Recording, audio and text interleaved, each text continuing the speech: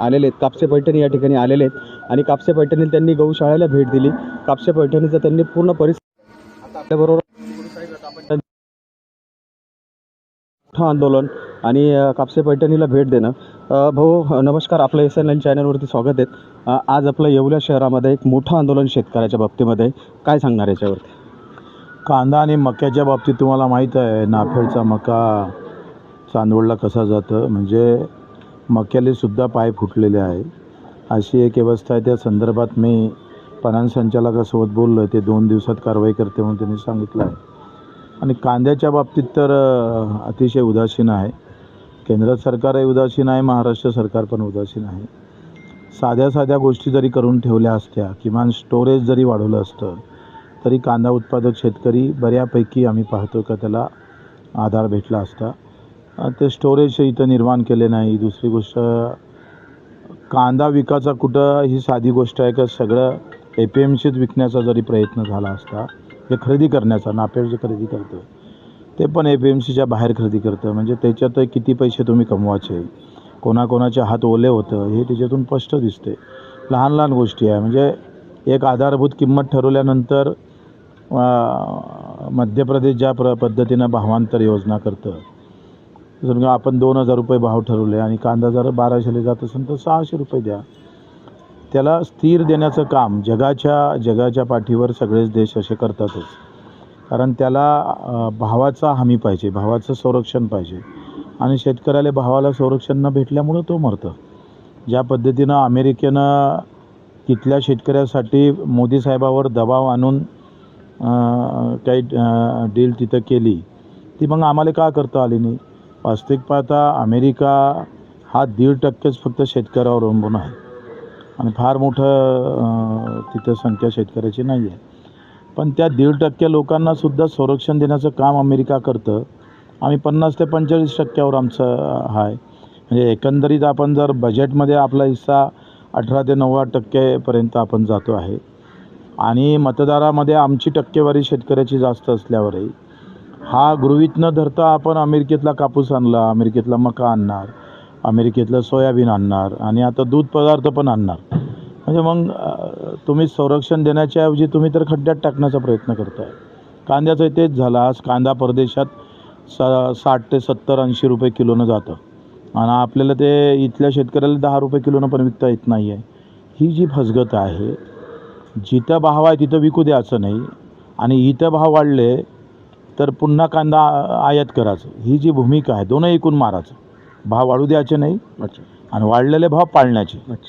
हे जो सुरू आहे शेतकऱ्यासाठी, ही फार फसवणूक आहे. भाऊ मला तुम्हाला एक प्रश्न विचारायचा आहे की देवेंद्र फडणवीसचं सरकार हे शेतकऱ्यांच्या बाबतीत फेल गेलं आहे का? सगळेच गेले. काँग्रेस असू दे का देवाभाऊ असू दे. तुम्ही सांगा, 7 लाख कोटीचं बजेट आहे महाराष्ट्राचं आणि शेतकऱ्याच्या पाठीशी उभं किती राहिले? 25 ते 30 हजार कोटी खर्च केले. आणि 20 लाख कर्मचाऱ्यासाठी आमचं राज्य सरकार 3.5 लाख कोटी खर्च करतं. अर्ध्यापेक्षा जास्त बजेट जर 20 लाख कर्मचाऱ्यासाठी खर्च होत असेल आणि 7 ते 8 कोटी जर शेतकरी आहे त्याच्यासाठी फक्त 50 ते 60 हजार कोटी खर्च होत असेल, तर मग सरकार कोणासोबतसाठी आहे? हो, माझा एक तिसरा प्रश्न तुम्हाला असा आहे की नाशिक जिल्ह्यामध्ये एक भोंदूबाबा आणि त्या बाबतीमध्ये रुपाला चाकणकर यांच्या बाबतीमध्ये त्यांचा राजीनामा घेतला. महाराष्ट्रातले अनेक नेते खराच्या पाया जाऊन पडलेले आहेत. या बाबतीत आपण काय सांगणार? कसं आहे का, तुकारामाचा अभंग पूर्ण न ऐकल्यामुळे ही अवस्था झाली. तो ऐकलं असतं तर कदाचित. आणि आजकाल काय झालं, जगजगाट पाहिजे. शाळा तुम्हाला किती चांगलं शिकवते, त्यापेक्षा इमारत किती चांगली आहे याच्याहून त्या शाळेची क्वालिटी ठरते. मग तिथलं ते देवालय हे ते सगळं पाहून लोक जातात आणि तिथं ते फसतात. हो, मग अजून काही आमदार, शिंदे गटाचे आमदार, BJPचे आमदार त्या खराच्या संपर्कात होते. येणाऱ्या काळामध्ये तुम्ही त्या आमदारांचा आणि त्या मंत्र्यांचा राजीनामा मागणार का? नाही, आता मी तुमच्यासोबत फोटो काढला आणि उद्या तुम्ही काही गलत केलं तर त्याला मी दोषी आहे का? बरोबर. त्याच्यानं तुम्ही जर असं जर लावलं तर मग तो कोण ना कोणी कनेक्ट आहेच. रोज मुख्यमंत्र्यासोबत एखादा 2 नंबरवाला फोटो काढतं, कोणी एखादा गुंड काढतं. मग काय मुख्यमंत्र्याचा राजीनामा घेणार का? बरोबर. माझा अजून चौथा एक प्रश्न, तुम्ही कापसे पैठणीला आज इथं येऊन भेट दिली, तुम्ही आज गौशाळा बघितली, त्याने कापसे पैठणीचे अनेक प्रोडक्ट आपण या ठिकाणी बघितलेत. आपल्याला काय वाटतं?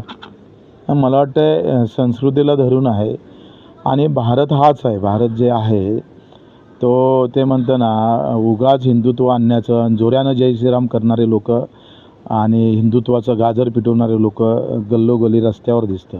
हे खरं हिंदुत्व आहे, ही खरी धार्मिकता आहे जी खऱ्या अर्थानं संस्कृतीला धरून आहे आणि इथला रोजगार पण उपलब्ध करणार आहे. म्हणजे जी मशीन आपण पाहतो का भांडवलशाहीनं मशीन आणली आणि इथे जे हातकाम हे आहे यांनी कामगार उभा करण्याचा प्रयत्न झाला.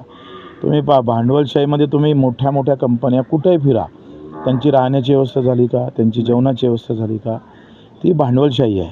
ही संस्कृती आहे. म्हणजे निर्माण करताना देता आलं पाहिजे आणि ते दानत्व ठेवता आलं पाहिजे. ते कापसे परिवारानं फार व्यवस्थित जपलं. नफ्यापेक्षा आशीर्वाद किती चांगले भेटन ते जपणं म्हणजे ते तुकारामानं सांगितलं का संसार आणि परमार्थ कसा करावा तो कापसे परिवारानं खरं तर तुकाराम जपलेला आहे. म्हणून त्यांचा आम्ही आभार मानतो, त्यांचं अभिनंदन पण करतो. धन्यवाद. हे होते आपल्याबरोबर शेतकरी नेते बच्चू कडू साहेब यांनी आपल्याला सविस्तर माहिती एसआर लाईन चॅनलवरती दिली. SR line channel